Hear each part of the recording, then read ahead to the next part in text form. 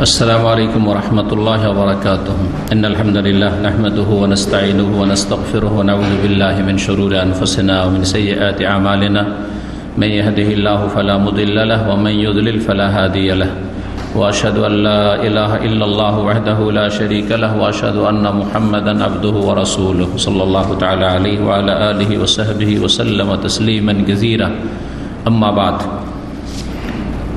فقد قال الإمام البخاري رحمه الله تعالى باب من أعاد الحديث ثلاثا ليفهم عنه فقال ألا وقول الزور فما زال يكررها وقال ابن عمر رضي الله تعالى عنهما قال النبي صلى الله عليه وسلم هل بلغت ثلاثا। সম্মানিত শ্রোতা ও দর্শক মণ্ডলী, আল্লাহ রাব্বুল আলামিনের প্রশংসা এবং রাসূলুল্লাহ সাল্লাল্লাহু আলাইহি সাল্লামের উপর সালাত ও সালামের পরে আজকে পহিলা সফর 1442 হিজরি মোতাবেক 18 সেপ্টেম্বর 2020 ধারাবাহিক আলোচনা আমাদের প্রতি জুমাবারে যেমনটা হয়ে আসছে তা হচ্ছে সহিহুল বুখারী থেকে দর্স পর্ব চলছে কিতাবুল ইলম সম্পর্কে। ইমাম বুখারী রাহিমাহুল্লাহর অধ্যায় নম্বর 30 এই কিতাবুল ইলমের বিষয়বস্তু ইমাম বুখারী রাহিমাহুল্লাহ বলছেন বাবু মান আআদাল হাদিসা সালাসান লিইফহামা আনহু। এই অধ্যায় হচ্ছে এমন ব্যক্তি সম্পর্কে যে নিজের কথাকে তিনবার করে পুনরাবৃত্তি করে বা নিজের কথার তিনবার করে পুনরাবৃত্তি করে, তিনবার করে একটি কথা বলে, উদ্দেশ্য হচ্ছে লিইফহামা আনহু, যাতে করে তার কথাটি বোঝা সম্ভব হয়, বোঝা সহজ হয়। শ্রোতারা যাকে সম্বোধন করে বলছে সে যেন বুঝতে পারে, এজন্য কথাকে তিনবার করে বলা। এটা শরীয়তের দৃষ্টিতে কেমন, এই অধ্যায় থেকে তিনি প্রমাণ করতে চাইছেন। ইমাম বুখারী রাহিমাহুল্লাহর বিভিন্ন তরিকা রয়েছে অধ্যায় কায়েম করার ক্ষেত্রে, তার মধ্যে একটি হচ্ছে তিনি জিজ্ঞাসামূলক যে যদি এইরকমটা কেউ করে তাহলে কেমন। তার এই অধ্যায়টা হচ্ছে ঠিক ওই রকম, যদি কেউ কোনো কথাকে তিনবার করে রিপিট করে যাতে করে সেটা শ্রোতার জন্য বোঝা সম্ভব হয়, তাহলে এটা কেমন, জায়েজ না না জায়েজ, মুস্তাহাব, পছন্দনীয় না অপছন্দনীয়।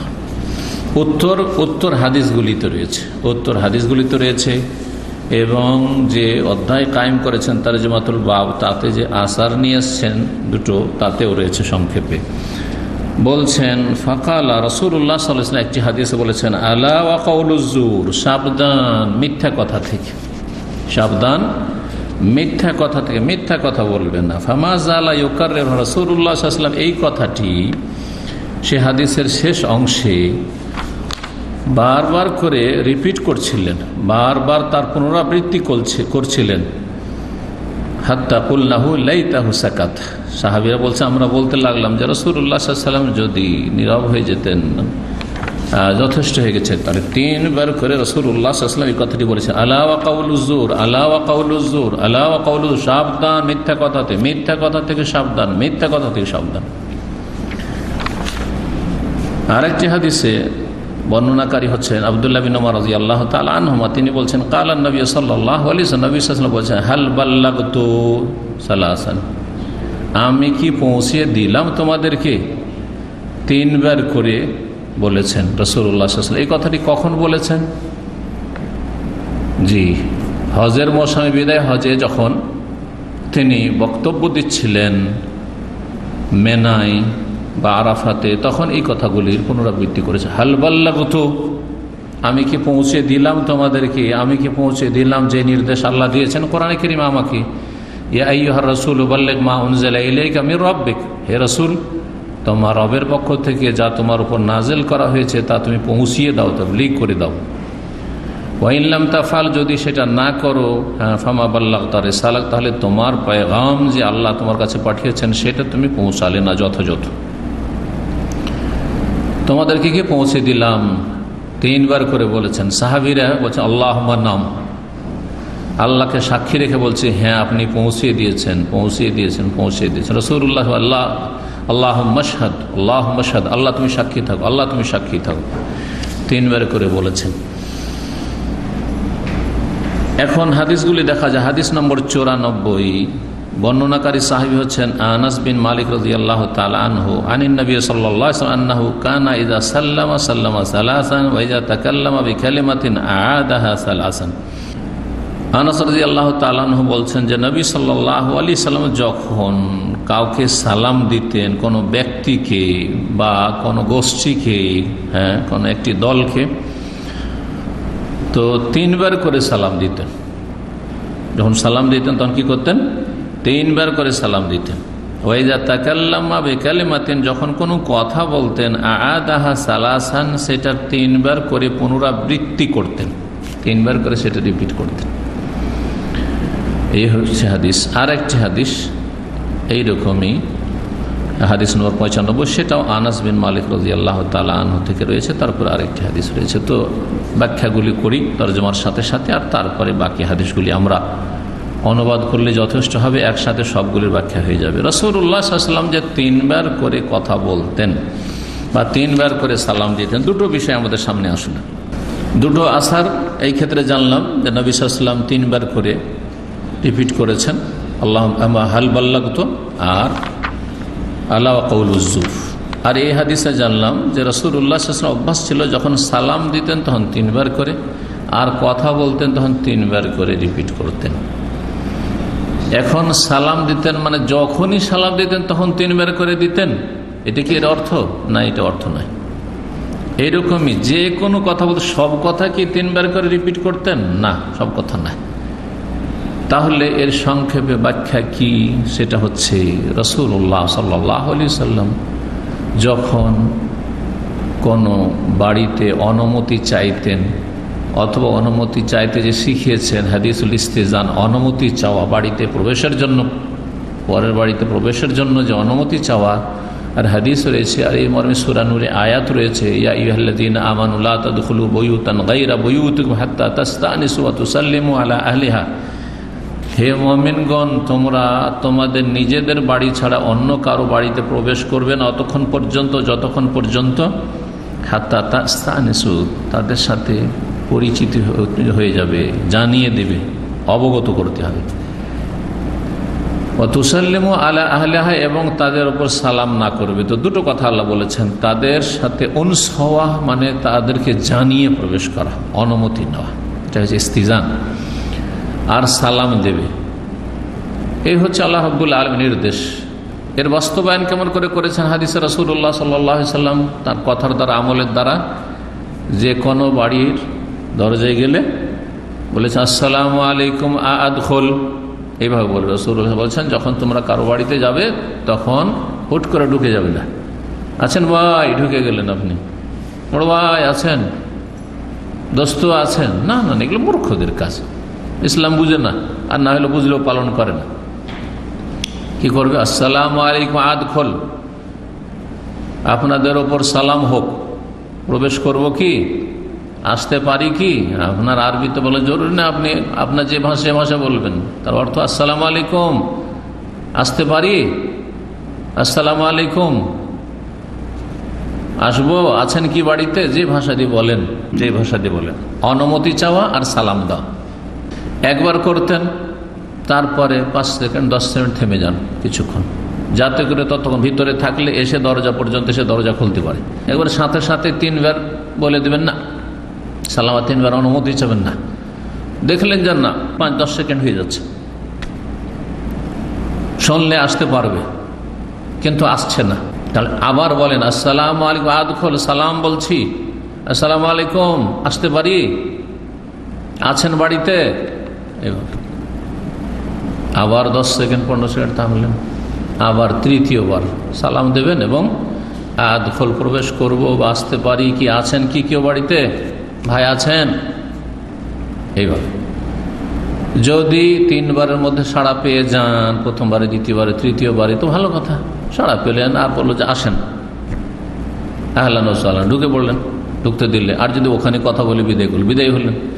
আর কোনো সাড়া না পেলে দেখছেন যে ওরা ভিতরে গল্প করছে কিন্তু হয়তো শুনতে পায় না, আর জবাবও দেয় না, আর গেটের কাছেও আসে না, ঢুকে পড়বেন আপনি? না না, মোটেই ঢুকবেন না। সে দরজা থাক আর দরজা থাক, গ্রাম অঞ্চলে যেমন দরজা নেই, তারপরেও আপনি বাইরে দাঁড়িয়ে অনুমতি, যতক্ষণ অনুমতি না দেবে, আসেন আসেন ভিতরে আসেন, ততক্ষণ ঢুকবেন না, যদিও আওয়াজ শুনতে পারেন আপনি।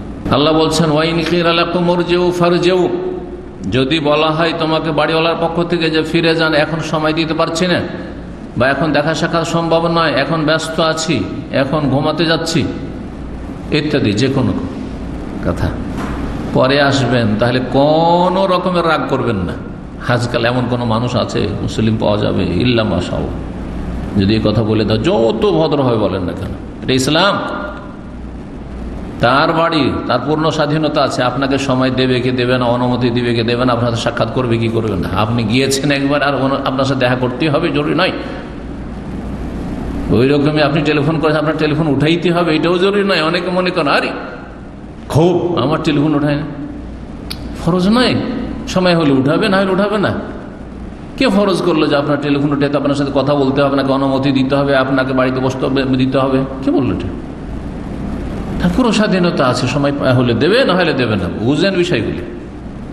আল্লাহ কোরআন কি বলছেন, ওয়াইন কিলা লাকুম ইরজিউ ফারজিউ, যদি বলা হয় ফিরে যান তো ফিরে যান, কোনো কষ্ট নেবেন না। এইটাই তোমাদের অন্তরের বেশি পবিত্রতা। জি, অন্তরকে পবিত্র রাখবে, এই নয় যে বিদ্বেষ হয়ে গেল, মনোমালিন্য হয়ে গেল, হ্যাঁ আমাকে ভিতরে আসতে দিল না, ডাকলো না, গেট থেকে বিদায় করে দিল না। তো 3 বার করে সালাম, তাহলে এই ক্ষেত্রে যখন দেখছেন যে কোনো সাড়া দিচ্ছে না, 3 বার কথা বলা। এটাও হাদিসগুলো থেকে কিন্তু ওই যে আসার ইবনে উমরের, আর ওই যে সাক্ষী শাহাদাতুজুর, মিথ্যা সাক্ষী বা মিথ্যা কথা বলবে না, 3 বার করে। তাহলে বোঝা গেল সবগুলি কথা, হাদিসের সবগুলি কথা 3 বার করে বলেননি, গুরুত্বপূর্ণ পয়েন্টটা 3 বার করে বলেছেন। আমরা বক্তব্য করব আর যে কথাটা বলবো 3 বার করে অনুবাদ করব, সবটাই কথা 3 বার করে সবটাই বক্তব্য করব, তাহলে তো খারাপ লাগবে শুনতে, বিরক্ত হয়ে যাবে মানুষ, তাই না? মোটেই না। কিন্তু কিছু গুরুত্বপূর্ণ পয়েন্ট আছে যেখানে মানুষকে সচেতন করার প্রয়োজন রয়েছে, মানুষের দিমাগে সেটা বসিয়ে দেওয়ার প্রয়োজন রয়েছে। ভালো করে শুনুন, আবার বলছি আপনাদেরকে। আচ্ছা, তারপরে সেম ভাষা দিয়ে বলা জরুরি না। অনেক সময় ভাষার একটা অলংকার হচ্ছে সেম ভাষা দিয়ে ভালো করে শুনুন, ভালো করে শুনুন, ভালো করে শোনেন, খারাপ লাগবে। কিন্তু একবার বললেন যে ভালো করে শুনুন, একবার বললেন যে কথাটা বুঝলেন তো, জি, আর একবার বললেন আবার বলছি, ভুলবেন না কথাটি। এটাই হলো 3 বার রিপিট করা, 3 বার রিপিট করা। ভাষা বাক্য পরিবর্তন, কিন্তু কথা একটাই।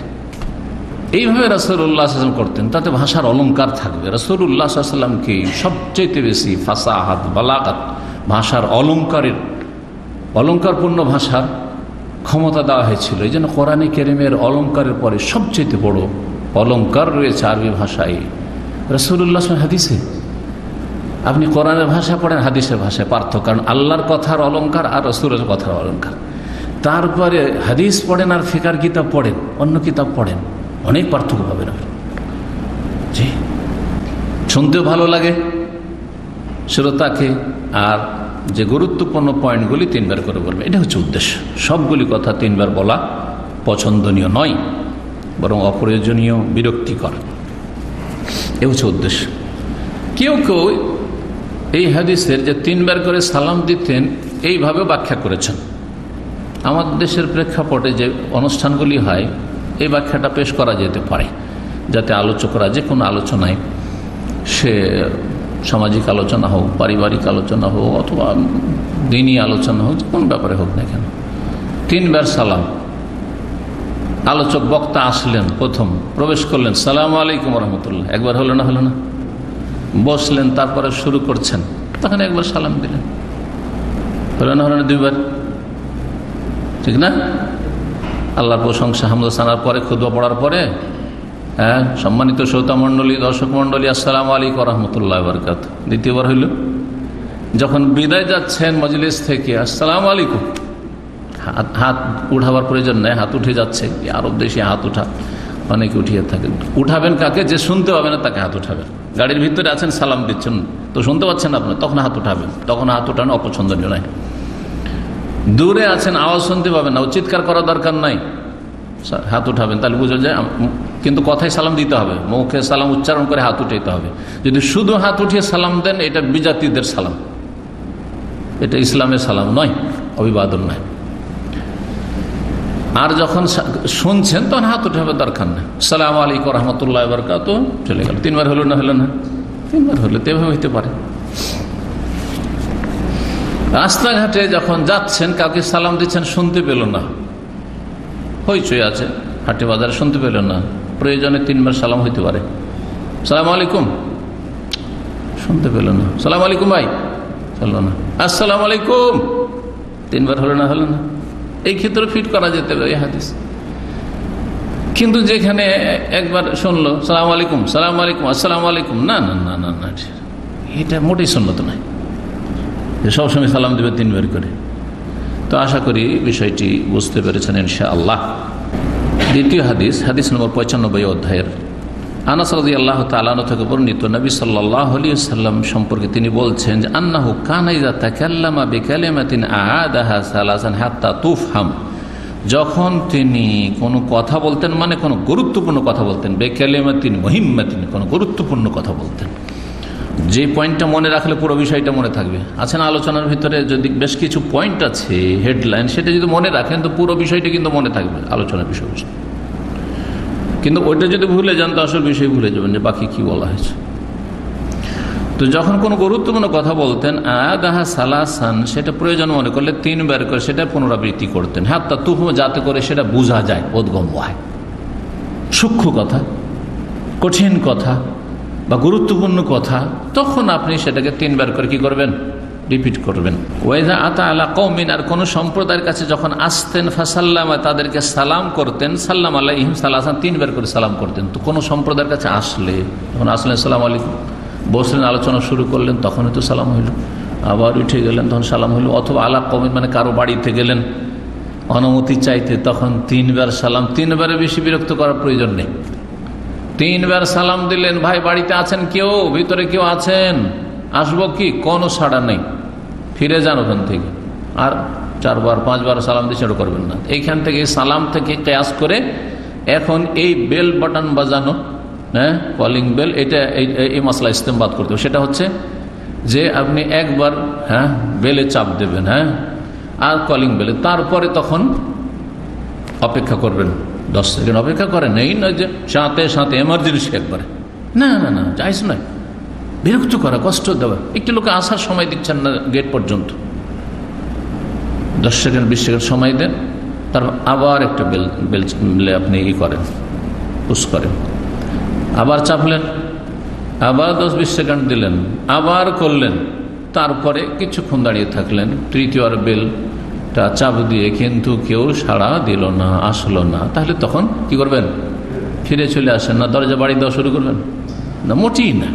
সুবহানাল্লাহ, দিন ইসলাম কত পরিপূর্ণ দিন, জীবনের প্রতিটি বিষয় শেখানো হয়েছে, আকীদা থেকে শুরু করে, তাওহীদ থেকে শুরু করে, রিসালাত, আখিরাত, ঈমানিয়াত থেকে শুরু করে, ইবাদত বন্দেগী থেকে শুরু করে, আখলাকিয়াত, মুআমালাত, লেনদেন, জীবনের প্রতিটি ক্ষেত্র, খাওয়া দাওয়ার আদব, চলাফেরার আদব, সালামের আদব, কথা বলার আদব, বসার আদব, মজলিসের আদব। সুবহানাল্লাহ, বড়দের সাথে আচরণ, ছোটদের সাথে আচরণ, মুসলিমের সাথে আচরণ, অমুসলিমের সাথে আচরণ, ভালো মানুষের সাথে আচরণ, খারাপের সাথে আচরণ, সব কিছুর দিক নির্দেশন রয়েছে। এমন কোনো দিন পৃথিবীতে কোথাও খুঁজে পাবেন না যাতে এইরকমের জীবনের প্রতিটি ক্ষেত্রে দিক নির্দেশন রয়েছে। এটা স্পষ্টভাবে প্রমাণ করে মানব জাতির জন্য যে দিন ইসলাম হচ্ছে দীনুল হক, এটি হচ্ছে সত্য দিন। ফামাযা বাদাল হক ইল্লা যালাল, এই দ্বীনে হক ইসলাম ছাড়া বাকি যা কিছু আছে তা হচ্ছে ভ্রষ্টতা, শান্তির রাস্তা হারিয়ে দেওয়া, সুখের রাস্তা হারিয়ে দেওয়া, জান্নাতের রাস্তা হারিয়ে দেওয়া, মুক্তির রাস্তা হারিয়ে দেওয়া, জাহান্নামের রাস্তা। সুতরাং আকীদায়, তাওহীদে, সুন্নায়, ইবাদত বন্দেগীতে, আখলাকে, লেনদেনে, আদব শিষ্টাচারে, সবকিছুতে, জীবনের প্রতিটি ক্ষেত্রেতে উঠা বসা চলাফেরাই ইসলামী জীবন বিধান গড়ে তুলল।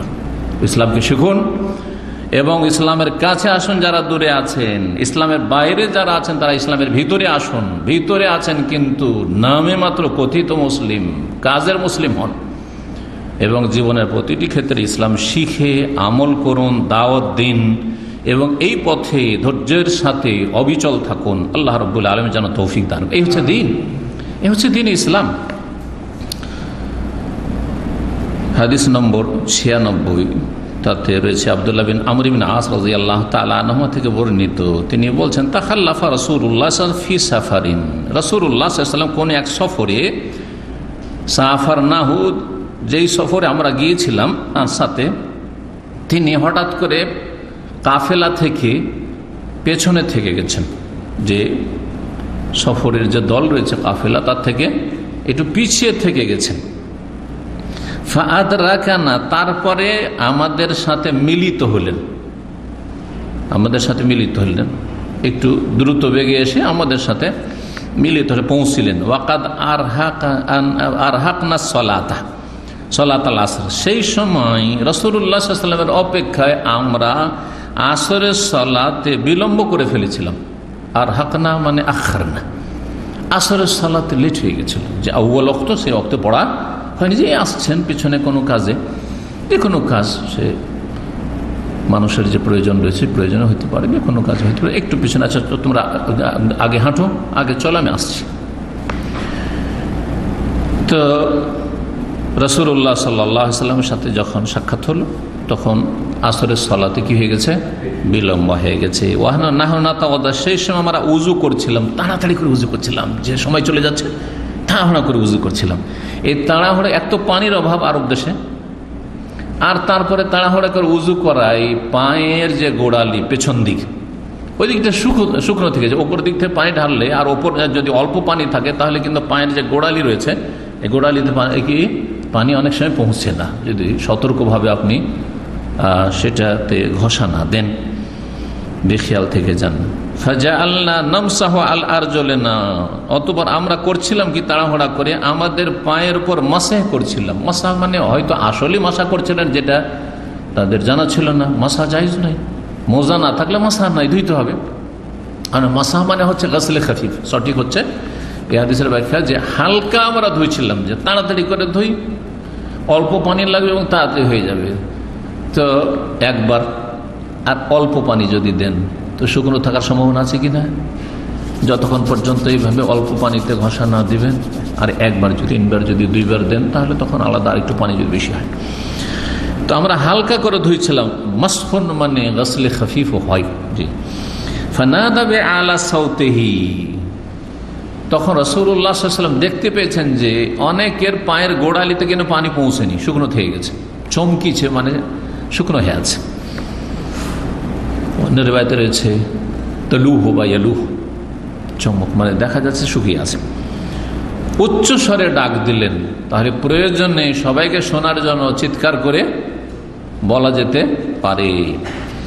কি বললেন? ওয়াইলুল লিল আকাবি মিনান নার, দুর্ভোগ রয়েছে বা ওয়াইল নামক জাহান্নাম রয়েছে, লিল আকাবি মিনান নার মানে লি আসহাবিল আকাবি মিনান নার, ওই সব লোকদের যাদের পায়ের গোড়ালি শুকনো থেকে গেছে। কিসের দুর্ভোগ? জাহান্নামের আগুনের দুর্ভোগ রয়েছে। ওয়াইল নামক জাহান্নাম রয়েছে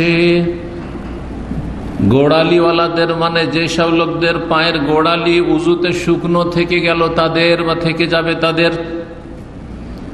মাররাতাইন দুইবার বলেছেন, অথবা আউসালাসান তিনবার বলেছেন, বর্ণনাকারী সন্দেহ। তাহলে এই হাদিস দ্বারা প্রমাণিত হলে যে গুরুত্বপূর্ণ পয়েন্টগুলি দুইবার তিনবার করে বলা ভালো, যাতে করে মানুষের কি থাকে, স্মরণ থাকে।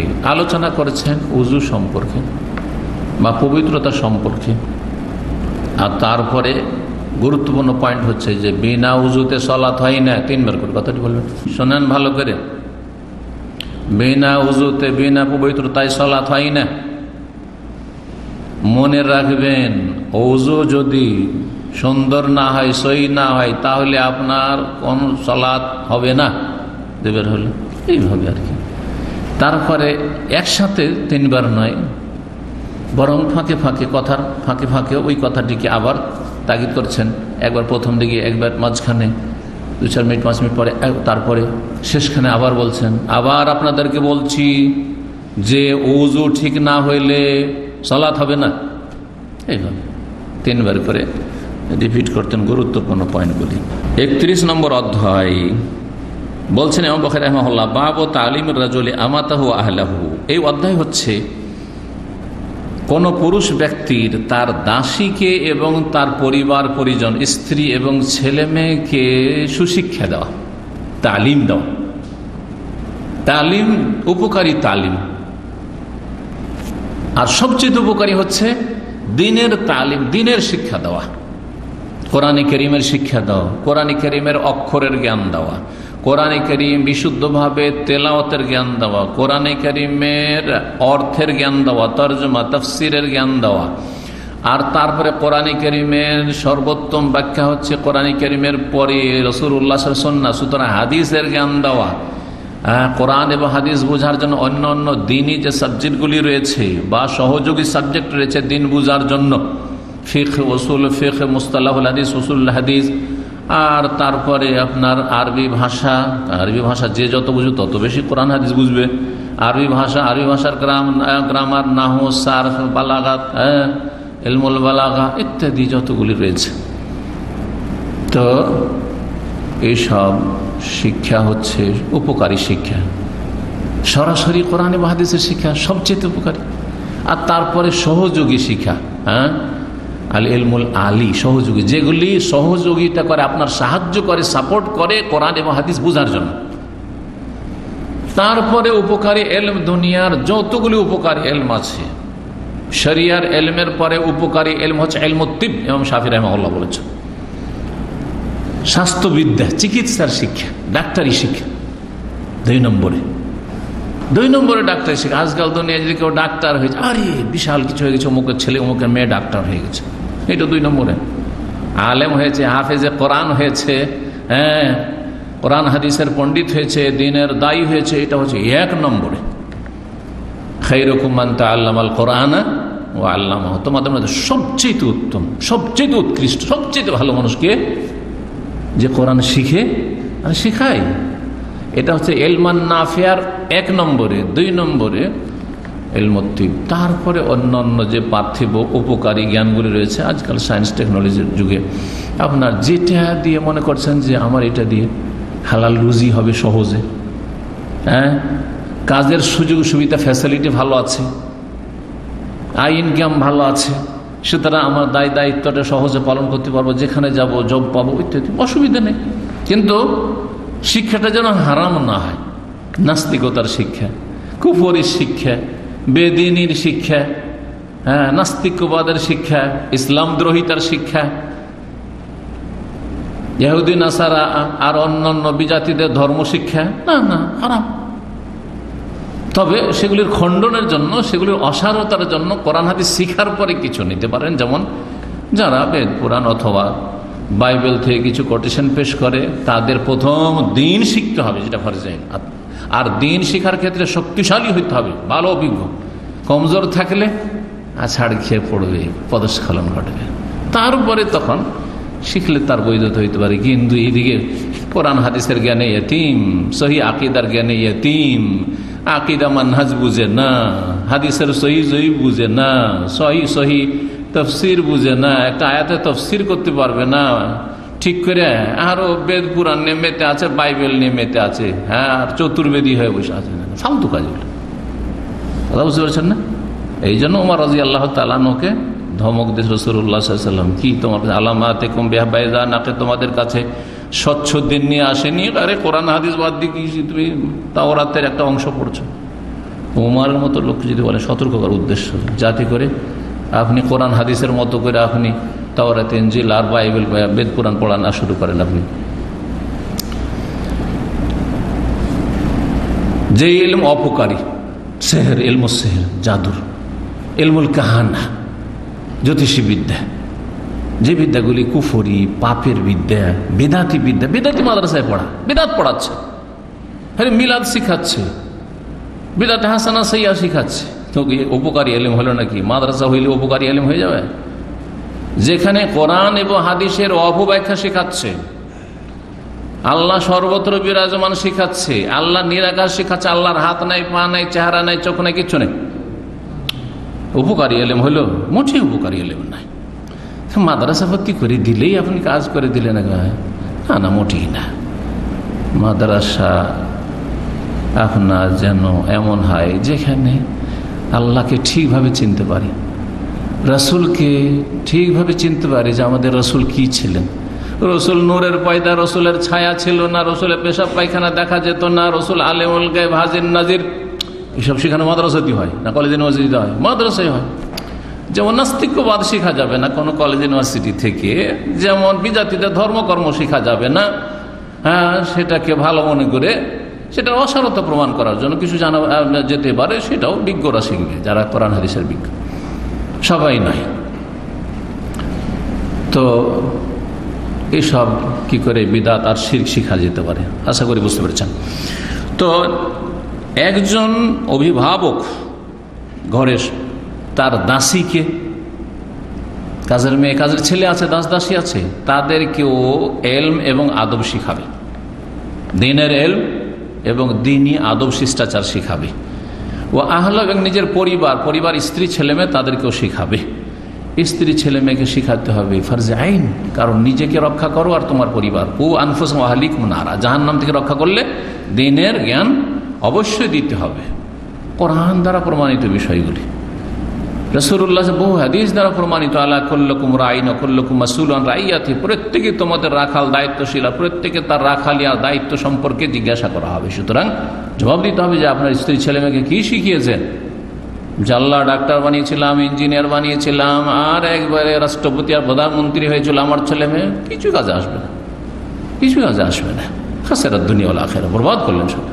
এই হাদিস যে আছে, এই হাদিসে কিন্তু পরিবারের কথা নেই, আছে কিসের কথা? দাসীর কথা আছে। কিন্তু দাসীকেই শিখানোর যদি রাসূলুল্লাহ সাল্লাল্লাহু আলাইহি ওয়াসাল্লাম তালিম দিয়ে থাকেন, যে দাসীকে যেই ব্যক্তি শিক্ষা দিল সুশিক্ষা, সেই ব্যক্তির দ্বিগুণ ফজিলত রয়েছে, শিক্ষা দেওয়ার পরে তাকে স্বাধীনও করে দিল বা তাকে বিয়েও করে নিল, তাহলে দাসীর যদি এত ফজিলত থাকে তালিমে, তাহলে স্ত্রীকে শিখালে কত ফজিলত হতে পারে, ছেলে মেয়েদেরকে শেখালে তার কত ফজিলত হতে পারে। ছেলে মেয়েদের প্রতিপালন এবং স্ত্রীকে খারাপ পরিবেশ থেকে উঠে এসছে, আপনিও জাহিলিয়াতের যুগে মূর্খমের যুগে ছিলেন, আর সেও ছিল ওইরকম যুগে, অজ্ঞতার যুগে ছিল, আর তারপর আলহামদুলিল্লাহ তাকে ভালো তরবিয়ত দিতে পেরেছেন। এটা কত গুরুত্বপূর্ণ, অনেক গুরুত্ব রাখে দাস দাসী বা কাজের ছেলে মেয়েদের চাইতে। এখানে যেমন কাজের ছেলে মেয়েরা যারা আমাদের অধীনে আছে, তাদের শিক্ষার গুরুত্ব বোঝা যায়, তার চেয়ে বেশি গুরুত্ব বোঝা যায় নিজের স্ত্রী এবং ছেলে মেয়ে আপনজন যারা রয়েছে তাদেরকে সুশিক্ষা দিতে হবে। হাদিস বর্ণনা করছেন আবু বুরদা, তার পিতা আবু মুসা আশআরী রাদিয়াল্লাহু তাআলা আনহু, সাহাবী থেকে। কালা কালা রাসূলুল্লাহ সাল্লাল্লাহু আলাইহি ওয়াসাল্লাম বলেন, সালাসাতুন লাহুম আজরান, তিন প্রকারের মানুষ রয়েছে, তাদের জন্য দ্বিগুণ সওয়াব রয়েছে, দ্বিগুণ নেকি রয়েছে। রাজুলুন মিন আহলিল কিতাব, এক লোক হচ্ছে আহলে কিতাবের। আহলে কিতাব বলতে রাসূলুল্লাহ সাল্লাল্লাহু আলাইহি ওয়াসাল্লামের আবির্ভাবের আগে যেসব নবী রাসূলগণ এসেছেন আর তাদেরকে কিতাব দেওয়া হয়েছে, ওই সব কিতাবের আর ওই সব নবীর অনুসারী। আর আগের নবীদের মধ্যে শুধু মুসা আলাইহিস সালাম অনুসারীরা থেকে গেছে, যারা অনুসরণের দাবি করে কিন্তু আসলে অনুসারী নয়, তারা বিকৃত ধর্ম ইহুদিদের। আর নাসারা খ্রিস্টান যারা ঈসা আলাইহিস সালাম নিয়ে আসা ধর্মের অনুসরণের দাবিদার, কিন্তু বিকৃত ইনজিলের বিকৃত ধর্মের অনুসারী। খোলাসা সংক্ষেপে হচ্ছে যে আহলে কিতাব বলতে বর্তমান যুগে যারা আছে পৃথিবীতে তারা হচ্ছে ইহুদি এবং খ্রিস্টান, বাকি অন্যরা কেউ আহলে কিতাব নয়। হিন্দু, বৌদ্ধ, জৈন, শিখ, যতগুলি ধর্মাবলম্বী আছে, তারা কেউ আহলে কিতাব নয়। আহলে কিতাব একমাত্র ইহুদি এবং নাসারা। অন্যান্য বিজাতির সাথে আহলে কিতাবদের বিধিবিধানে শরীয়তের দৃষ্টিতে বেশ কিছু ক্ষেত্রে পার্থক্য রয়েছে, যেগুলো এখানে বলার অবকাশ নেই, কিন্তু বিভিন্ন আলোচনা আলহামদুলিল্লাহ আমাদের আছে, এবং আপনারা চেষ্টা করলে সে বিষয়গুলি জানতে পারেন যখন আপনাদের প্রয়োজন হবে এই বিষয়ে। এক লোক হচ্ছে আহলে কিতাবের, হয় ইহুদি না হয় খ্রিস্টান। আমানা বিনবী, প্রথম তার নবীর প্রতি ঈমান নিয়ে এসেছিল, নবী সাল্লাল্লাহু আলাইহি ওয়াসাল্লামের আগমনের পূর্বে কিন্তু, অথবা নবী সাল্লাল্লাহু আলাইহি ওয়াসাল্লামের দাওয়াত পৌঁছেন না, নবী সাল্লাল্লাহু আলাইহি ওয়াসাল্লাম আগমন হয়ে গেছে, 1400 বছর চলে গেছে এখনকার যুগে। জন্মসূত্রে সে ইহুদি ছিল, জন্মসূত্রে সে খ্রিস্টানের বাচ্চা ছিল, তারপরে তার কাছে ইসলামের কোরআনের দাওয়াত পৌঁছিল। আগের নবীর প্রতি ঈমান ছিল, মুসা ঈসা আলাইহিস সালাম কারো এক ওপর, আর তারপরে আমাদের নবী সাল্লাল্লাহু আলাইহি ওয়াসাল্লামের প্রতি ঈমান নিয়ে আমানা বে মুহাম্মদ সাল্লাল্লাহু আলাইহি ওয়াসাল্লাম, মুহাম্মদ সাল্লাল্লাহু আলাইহি ওয়াসাল্লামের প্রতি ঈমান নিয়ে আসলো। মুহাম্মদ সাল্লাল্লাহু আলাইহি ওয়াসাল্লাম যেহেতু শুধু আমাদের নবী নন, তিনি সারা বিশ্ব মানবতার নবী। ওমা আরসালনাকা ইল্লা কাফাতাল লিন্নাস, হে নবী তোমাকে সমস্ত মানুষের জন্য প্রেরণ করেছি রাসূল করে। ওমা আরসালনাকা ইল্লা রাহমাতাল লিল আলামিন, আমি বিশ্ব জগতের জন্য তোমাকে রহমত স্বরূপ, সবার জন্য রহমত তিনি। আরে পশু পাখির জন্য রহমত ছিলেন রাসূলুল্লাহ সাল্লাল্লাহু আলাইহি সাল্লাম, জিনের জন্য তিনি নবী রাসূল ছিলেন রহমত। জি, সুতরাং যেমন আমাদের অধিকার আছে মুহাম্মদ সাল্লাল্লাহু আলাইহি সাল্লামের অনুসরণ এবং আমাদের উপরে ফরজ, তেমন ইহুদি, নাসারা, হিন্দু, বৌদ্ধিস্ট যত পৃথিবীতে মানুষ রয়েছে, মানুষ জিন সবার উপর ফরজ হচ্ছে যে শেষ নবী মুহাম্মদ রাসূলুল্লাহ, যার দাওয়াত হচ্ছে আলামী দাওয়াত, আন্তর্জাতিক দাওয়াত, বিশ্ব মানবতার জন্য দাওয়াত, তার দাওয়াতে সাড়া দেবে, কবুল করবে, লা ইলাহা ইল্লাল্লাহ শাহাদাত দেবে, মুহাম্মদ রাসূলুল্লাহ শাহাদাত দেবে, ফরজ। মুহাম্মদ সাল্লাল্লাহু আলাইহি ওয়াসাল্লামের প্রতি ঈমান নিয়ে আসলো। তাহলে দুই নবীর প্রতি ঈমান, আগে ছিল আহলে কিতাব, পরে আবার সঠিক পথে সঠিক গিয়ারে আসলো, রহিতকৃত ধর্ম, মানসুখ ধর্ম ছেড়ে দিল, তাওরাত ইনজিলের ধর্ম। তাহলে দুই নবীর প্রতি ঈমানের কারণে কি হলো? দ্বিগুণ সওয়াব পাবে, দ্বিগুণ সওয়াব পাবে। নবী সাল্লাল্লাহু আলাইহি ওয়াসাল্লামের জামানায় নবী সাল্লাল্লাহু আলাইহি ওয়াসাল্লামের দাওয়াত, তার আগে তো মুসা আলাইহিস সালামের ধর্ম মানে জান্নাত ছিল, ঈসা আলাইহিস সালাম অনুসরণ করে জান্নাত ছিল, ঠিক না? কিন্তু যখনই নবীর দাওয়াত পৌঁছে গেল, নবীর দাওয়াতকে অস্বীকার করলে কাফের, জাহান্নামে।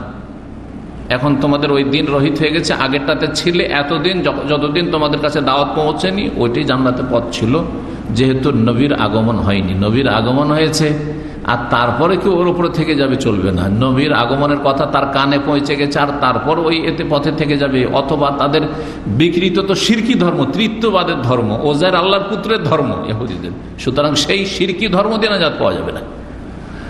তো এক কথায় এই দিন মনসুখ হয়েছে, রহিত হয়ে গেছে 1400 আগে রাসূলুল্লাহ সাল্লাল্লাহু আলাইহি ওয়াসাল্লামের দাওয়াত দিয়ে, কোরআনের দাওয়াত দিয়ে। সুতরাং এই কথাগুলি আগের ক্ষেত্রে, যে আগের অবস্থায় ছিল তখন হকের ওপর ছিল, নবী সাল্লাল্লাহু আলাইহি ওয়াসাল্লাম দাওয়াত পৌঁছছিল, এখন যে সত্যিকার যে হক পূর্ণাঙ্গ দিন সেটা চলে, সুতরাং তার প্রতি ঈমান নিয়ে আসলো, সেজন্য দ্বিগুণ সওয়াব পাবে, ডবল নেকি তার। দ্বিতীয় ব্যক্তি হল আব্দুল মামলুক, একজন গোলাম, কৃতদাস, দাস, পরের ঘরে সব কাজ করতে হয়, নিজের কোনো ব্যক্তি মালিকানা নেই।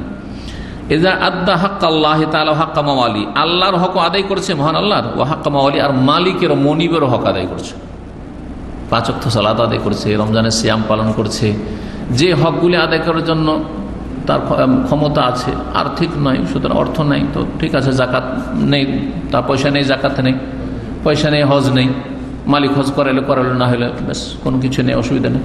কিন্তু যেগুলি সে করতে পারবে সেগুলি আদায় করছে, আল্লাহর হক আদায় করছে, হালাল হারাম বেছে চলছে, আর মালিকের হক আদায় করছে। চলেন দাসের বিষয়টি বাদ দেন, যারা চাকরিজীবী তাদের কথা বলছে, সরকারি চাকরি করছেন, আল্লাহর হক আদায় করছেন, সালাতের সময় 5 ওয়াক্ত সালাত পড়ছেন, ইসলামী সেন্টারে চাকরি করছেন, আল্লাহর হক আদায় করছেন, 5 ওয়াক্ত সালাত পড়ছেন, রমজানের সিয়াম পালন করছেন, ব্যক্তি মালিকানায় পয়সা আছে, যাকাত দিচ্ছেন, হজ করছেন, পয়সা আছে, হজ করছেন, আল্লাহর হক আদায় করলেন। হেজাব করছেন, বোনেরা মানুষের চাকরি করছেন, সরকারি বেসরকারি, হেজাব করছেন, আল্লাহর হক আদায় করছেন।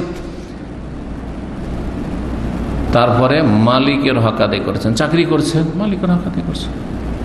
মালিকের হক আদায় করা হচ্ছে যথাযথ ডিউটি করা, ঠিকভাবে ডিউটি করা, ঠিকভাবে ডিউটি করা, ডিউটিতে ফাঁকিবাজি না করা। যেইভাবে আপনাকে কাজ করতে বলবে মালিক, সুপারভাইজার, সেইভাবে কাজ করতে হবে, আপনার মগজে চললে হবে না, আনুগত্য, আসামওয়াতা, শুনতে হবে, মানতে হবে। সরকার যেইভাবে আপনার ক্ষেত্র নির্ধারণ করেছে, আপনার যোগ্যতা, আপনার ক্ষমতা, আপনার কর্তৃত্ব এতটা, এখানে সীমিত, অতটাই, কারো কাজে হস্তক্ষেপ করবেন না। তো ওর জন্য দ্বিগুণ হক, কারণ আল্লাহর হক আদায় করছে আর মানুষের হক আদায় করছে। তাহলে বিবাহিত একজন মহিলা ঠিক দ্বিগুণ সওয়াব পাবে ইনশাআল্লাহ। আল্লাহর হক আদায় করেছে, স্বামীর হক আদায় করছে, আল্লাহর হক আদায় করছে, স্বামীর হক আদায় করছে, ইনশাআল্লাহ দ্বিগুণ হক পাবে। কিন্তু ইহতিসাব, সৎ নিয়ত থাকতে হবে। তৃতীয় ব্যক্তি হচ্ছে কানাত ইনদাহু আমাতুন, তার কাছে কোনো দাসী ছিল, ফাআদ্দাবাহা, তাকে ভালো আদব কায়দা শিষ্টাচার শিখালো, ইসলামের আলোকে যে জীবনযাপন করতে হবে তাকে শিখালো। কারণ লেখাপড়া ছিল না, দাসী কি শিখেছে, সুযোগ পায়নি, মালিক শিখার সুযোগ দিল। অনেকের বাড়িতে কাজের মেয়ে থাকে, আছেন আমাদের দেশে ধনীদের বাড়িতে, আর এই কাজের মেয়ে এগুলোকে যদি আপনি ইসলামের তালিমটা দিয়ে দেন, মাদ্রাসা মক্তবে যাওয়ার বয়স আছে, মাদ্রাসা মক্তব পাঠিয়ে কোরআনটা শিখিয়ে দিলেন, বেশ কিছু সূরা মুখস্থ করিয়ে দিলেন, দিন শিখিয়ে দিলেন, অথবা বয়স হয়ে গেছে, মায়া বয়সিকা বুয়া, তাকে শিখার ব্যবস্থা করা যেতে পারে। হ্যাঁ, কোনো মহিলাকে দিয়ে একে দুয়া সূরা ইত্যাদি দিন শিখিয়ে দাও, সালাতের তরিকা শিখিয়ে দাও, হালাল হারাম শিখিয়ে দাও, সহি শুদ্ধ তরিকায় সালাত শিখিয়ে দাও, শিখিয়ে দিলেন, সুবহানাল্লাহ, আদব কায়দা শিখিয়ে দিলেন তাকে। আর কি করলেন, ফাআহসানা তা'দিবা, ভালো আদব কায়দা শিখালেন, দুনিয়ার গরুজ নয়, ভালো আদব কায়দা যেটা তার দুনিয়া আখিরাতে উপকারে আসবে।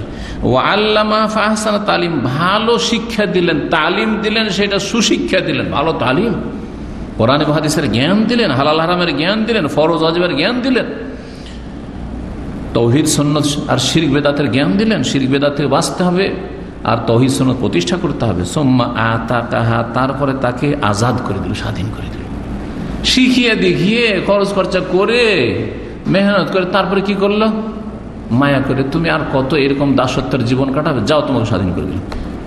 একটা দাসী ছিল, সে পণ্যের মতো বিক্রি হইতো, দাস ছিল, স্বাধীন করে দিল, যাও স্বাধীন আল্লাহর ইবাদতবন্দি করো, তোমার ব্যক্তি মালিকানা হবে, যাকাত দিতে পারবে, তুমি হজ করতে পারবে, যাও, তোমার বাপ মায়ের খোঁজ নিতে পারবে, আত্মীয় স্বজন খোঁজ নিতে পারবে, তুমি দান খায়রাত করতে পারবে, যাও, সুবহানাল্লাহ, কত বড় কাজ করলো, স্বাধীন করে দিলেন। আর তারপরে যদি দাসী হয় ফাতাজাওয়াজাহা, তারপরে তাকে তুচ্ছ না মনে করে, এই তো কালকে দাসী ছিল, একে বিয়ে করা যায় না, বিয়েও করে ফেললেন, বিয়ে করলেন যাতে করে সসম্মানে থাকে, কোথায় যাবে, আশ্রয়হীন, বাড়ি ঘর নেই, আশ্রয় দিয়ে দিলেন, সবার ভরণ পোষণ আপনার ফরজ হয়ে গেল, তার বিয়ে শাদিও করে ফেললেন। ফালাহু আজরান, তার জন্য দ্বিগুণ সওয়াব রয়েছে। আজরুত তালিম ও তাদিব, ভালো আদব কায়দা যে তালিম ওইটা, আর আরেকটা হচ্ছে যে তাকে স্বাধীন করে বিয়ে করে নিল, তার ভরণ পোষণের দায়িত্ব নিয়ে নিল, সুবহানাল্লাহ, তার উপরে বড় ইহসান করে, অনুগ্রহ করলো, দ্বিগুণ সওয়াব রয়েছে। তো এইখানে দাসীর তালিমের কথা আর ভালো আদব কায়দা শেখানোর কথা রয়েছে। আগে বলেছি অধ্যায়, এখান থেকে কিয়াস করেছে ইমাম বুখারী রাহমাতুল্লাহ আলাইহি যে দাসীর তালিমের উপর যদি দ্বিগুণ সওয়াব পাওয়া যায়, তাহলে স্ত্রী ছেলে মেয়েকে যদি ভালো আদব কায়দা শিখান আর দিনের তালিম দেন, তো কত সওয়াব পাওয়া যাবে, তার চাইতে বেশি পাওয়া যাবে ইনশাআল্লাহ, তার চাইতে বেশি পাওয়া যাবে।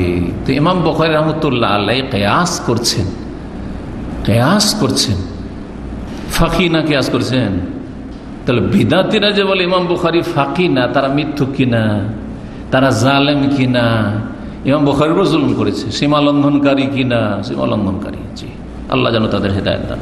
সুম্মা কালা আমের, তারপরে আমের রহমতুল্লাহ, আমের শাবি, ইমাম শাবি রহমতুল্লাহ বড় একজন ইমাম ছিলেন, তিনি বলছেন আতাইনাকাহা, তার ছাত্রকে বাহ্যিক মনে হচ্ছে, কিন্তু অন্যের রিওয়ায়াত দ্বারা স্পষ্ট হয় যে তার কাছে খোরাসান থেকে, খোরাসান মানে আফগানিস্তান থেকে তার কাছে এসেছিলেন কোন একজন, তাকে একটা হাদিস শিখিয়ে দিলেন বিনা পয়সায়, বিনা কোনো তার পারিশ্রমিকে, কোনো কিছু নিলেন না। তার বলছে আতাইনাকা, তোমাকে এই এলেমটা দিয়ে দিলাম, শিখিয়ে দিলাম, বেগাইরে শাইইন, বিনা কোনো বিনিময়, কোনো বিনিময় নিলাম না, কোনো পারিশ্রমিক নিলাম না, বেতন নিলাম না। আজকাল ইসলামিক সেন্টারগুলিতে সৌদি আরবে যেসব দায়ীরা আছেন আমাদের মতো, যে কোনো সেন্টার আছেন, 200-250 সেন্টার সৌদি আরবে রয়েছে ইসলামিক সেন্টার, আর প্রত্যেক ভাষাভাষীর জন্য দায়ী, শুধু বাংলার জন্য নয়, বাংলা, উর্দু, হিন্দি, কেরালা, তামিল, শ্রীলঙ্কা, সিনহালা, আর ফিলিপিনো, ইন্দোনেশিয়া, এমনকি চাইনিজদের জন্য ইংলিশ, অন্য ফ্রান্স, বিভিন্ন ভাষায়, জার্মান, বিভিন্ন ভাষায় দায়ী রয়েছে বিভিন্ন জায়গায়, যেখানে যেরকম প্রবাসী রয়েছে সেখানে সেরকম দায়ীর ব্যবস্থা করা আছে। এই দায়ীরা তো জনগণ থেকে, প্রবাসীদের কাছ থেকে একটা পয়সা নেয় না, এই যে আমরা দিনের তালিম দিচ্ছি, আতাই না আমের সাবির মতো বলতে পারি না আলহামদুলিল্লাহ। বিনা পয়সাতে আপনাদেরকে এলেম দিচ্ছি, বরং খাবারের সময় থাকলে খাবারও ইসলামিক সেন্টার মাঝে মধ্যে দিচ্ছে। বেগাইরে শাইন ফিরি ফিরি আপনাদেরকে এই এলেম দান করছি।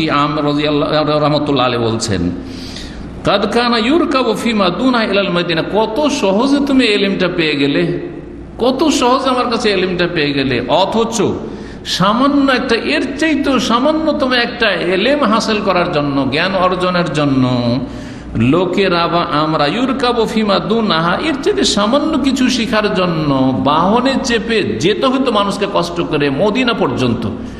মদিনায় রাসূলুল্লাহ সাল্লাল্লাহু আলাইহি ওয়াসাল্লামের জীবদ্দশায় যেত, কারণ তখন সাহাবায়ে কেরামরা ছড়িয়ে ছিটিয়ে এদিক সেদিক যাননি, সুতরাং এলেম অন্য জায়গায় জিনাতি ছিল। ইসলামের শুরুতে এরকমটাই ছিল। তারপরে সাহাবায়ে কেরামদের প্রথম যুগটাই ঠিক ওই রকমই ছিল। আর তারপরে ধীরে ধীরে যখন বিভিন্ন দেশ বিজয়ী হইল আর ইসলামের প্রচার প্রসার হইল, তখন মিশরেও বড় বড় সাহাবীরা পৌঁছিলেন। আর তারপরে দামেস্কে পৌঁছেন, সেখানে এলমের চর্চা হইতে লাগলো। বাসরা কুফা ছিল, বাসরা কুফাতে এলমের চর্চা হইতে লাগলো। সেখানে সাহাবায়ে কেরামরা অনেকে সফর করেছেন। আব্দুল্লাহ বিন মাসউদ রাদিয়াল্লাহু তাআলা, আবু মুসা আশআরী তারা কুফা গিয়েছেন। বাসরাতে আনাস বিন মালিক রাদিয়াল্লাহু তাআলা গিয়েছেন। আমর ইবনে আস মিশরে গিয়েছেন। এইরকম দামেস্কে মুআবিয়া রাদিয়াল্লাহু তাআলা আর অন্যান্য সাহাবায়ে কেরাম অনেকেই গিয়েছেন। তাহলে মানুষের যেন কত সুবিধা হয়ে গেছে, যেখানে এলেম পান। এই হাদিসের উদ্দেশ্য বা এখানে আমের সাহেবের উদ্দেশ্য নয় যে মদিনায় যেতে হবে, তবে যখন দেখবে যে মদিনাতে সবচেয়ে বেশি বিশুদ্ধ জ্ঞান পাওয়া যায়, তাহলে তখন মদিনায় যেতে হবে। যেমন আমরা আলহামদুলিল্লাহ মদিনায় এসেছি সর্বশেষে, অন্য অন্য জায়গায় বিদেশেও লেখাপড়া করেছি তারপরে।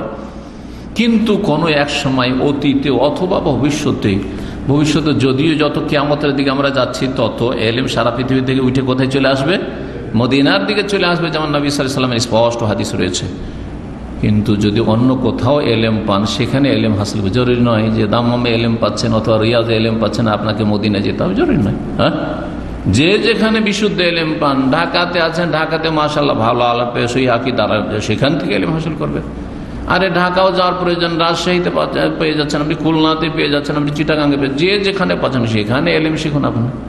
কিন্তু এলেম শেখার জন্য একটু কি করতে হবে? কষ্ট করতে হবে, মেহনত করতে হবে। এবং আমাদের পূর্বে সালাফগণ সামান্য একটা কথা শেখার জন্য মদিনা সফর করেছে কষ্ট করে। কোথা থেকে মদিনা? ইমাম বুখারী বোখারা, সামারকান্দ, উজবেকিস্তান থেকে সফর করে এসেছেন বিভিন্ন শহরে, মক্কা, মদিনা, তারপরে সানআ, ইয়ামানের রাজধানী গেছে। আমরা সৌদি আরবের থেকেও সানা যাইনি, যদিও সানা যাওয়ার এখন প্রয়োজন নেই, কারণ এলেমের শহর আর সানা তেমন থাকে নাই। কিন্তু এক সময় সানাতে বড় বড় আইম্মাই কেরাম ছিলেন। ইমাম বুখারী রহমতুল্লাহ ওস্তাদ আব্দুর রাজ্জাক, ইমাম আব্দুর রাজ্জাক সানআনী রহমতুল্লাহ আলাইহি ছিলেন। সুতরাং সেখানে গেছেন। এক সময় এই 100 বছর আগে ইমাম শৌকানি ছিলেন। তার আগে সবুলুস সালামের লেখক, যে বুলুগুল মারামের ভাষ্যকার, তিনি ইমাম সানআনী ছিলেন। সুতরাং বড় বড় আইম্মা যে যেখানে থাকবে। এক সময় ভারতের ভূপালে নবাব সিদ্দিক হাসান খান ভূপালি ছিলেন। তখন সারা পৃথিবী থেকে বড় বড় ছাত্ররা, আলেমরা সেখানে এলেম শিখার জন্য ভূপাল যেত। যে ভূপাল এখন সংখ্যাগরিষ্ঠহীন, তখনও সংখ্যাগরিষ্ঠ, কিন্তু এখন একেবারে আরএসএস বিজেপিদের সেটা হচ্ছে এখন গড় হয়ে গেছে। সেটা আল্লাহ রাব্বুল আলামিনের সুন্নাতুল্লাহ, আবর্তন আর বিবর্তন পৃথিবীতে। যেই জায়গা থেকে সহিহ বুখারী ছেপেছে, কুতুবুস-সিত্তা ছেপেছে, তাকরিবুত তাহজিব, তাহজিবুত তাহজিব, আসমে রিজালের কিতাব ছেপেছে, তখন কোথাও কোনো আরব দেশে পয়সা ছিল না যে এই কিতাবগুলি ছাপাবে। ইমাম নওয়াব সিদ্দিক হাসান খান ভূপালী রহমতুল্লাহ আহলে হাদিসদের ইমাম, আলেম, তিনি এই বইগুলি নিজের খরচে ছাপিয়েছেন, যেহেতু তিনি নবাব ছিলেন এবং তার স্ত্রী নবাব বা এই ছিলেন, তো তাকে বিয়ের পরে তিনি নবাব হয়েছিলেন। আল্লাহু আকবার। এই ধন সম্পদকে আল্লাহর দ্বীনের জন্য তিনি এবং আল্লাহর দ্বীনের প্রচার প্রসারের জন্য খরচ করেছেন। আল্লাহ যেন তার উপর রহম করেন এবং জান্নাতে উচ্চ স্থান দান করেন। এখানে আজকের আলোচনা শেষ করছি। আল্লাহ রাব্বুল আলামিন যেন আমাদেরকে উপকারী জ্ঞান দান করেন এবং সেই অনুযায়ী আমলের তৌফিক দান করেন এবং দ্বীনের জ্ঞান অর্জনের জন্য, উপকারী এলম হাসিলের জন্য আমাদেরকে জীবনে কষ্ট করার তৌফিক দান করেন। যেই ব্যক্তি এলম শিখার ক্ষেত্রে কষ্ট করবে, তাকে পরবর্তীতে আল্লাহ রাব্বুল দুনিয়া আখিরাতে আরামের জীবন দেবেন, শান্তির জীবন দেবেন, এটা নিশ্চিত। আর বাস্তব প্রমাণ করে। সুতরাং আল্লাহ রাব্বুল আলামিনের কাছে দোয়াও করছি এবং ভাইদের কাছে আশা রাখছি যে দিন শিখার জন্য আগ্রহী হবেন এবং একটু কষ্ট করবেন। আল্লাহ রাব্বুল আলামিন আপনাদের দুনিয়া আখিরাতে যেন বারাকা দান করেন এবং সমস্ত রকমের অনিষ্ট থেকে, বিপদ আপদ থেকে আল্লাহ আমাদের হেফাজত করেন। যারা অনিষ্টকারী, যারা অসৎ, তাদের অনিষ্টকে তাদের দিকে আল্লাহ যেন ফিরিয়ে দেন। সুবহান রাব্বিকা রাব্বিল ইজ্জাতি আম্মা ইয়াসিফুন ওয়া সালামুন আলাল মুরসালিন ওয়াল হামদুলিল্লাহি রাব্বিল আলামিন।